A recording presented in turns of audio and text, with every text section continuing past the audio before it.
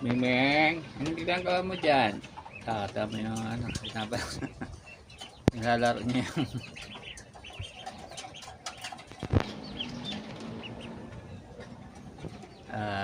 hindi naman niya inaano.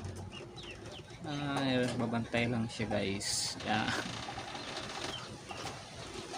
Libangan niya yan.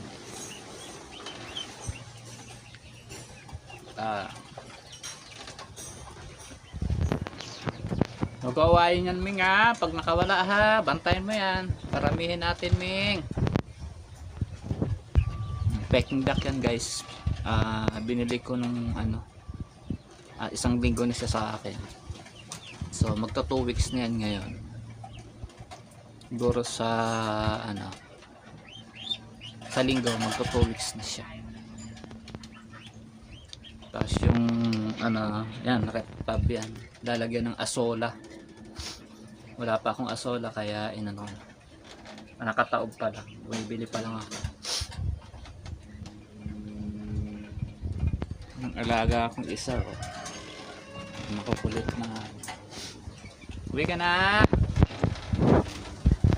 Tapos may manok sa baba, native.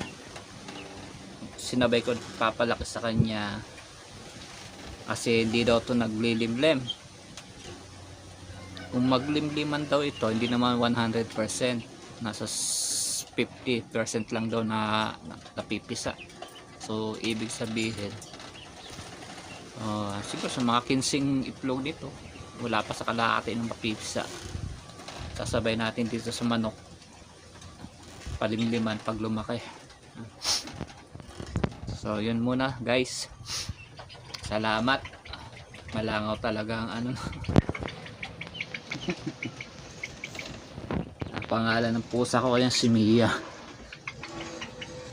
Mia, Mia. Madalas kong laruin sa ML karakter na Mia. Yun lang kasing alam kong karakter sa ML. So yun nga guys, pakain muna tayo guys bago magbiyahe. Merienda muna sila. Buti pa yung Peking duck nananghalian na, nagmerienda na ako. Wala pa akong merienda. Wala rin ako pananghalian. Wala pa yung allowance namin truck. So yun guys, out. Meng, wag na, bubulabog.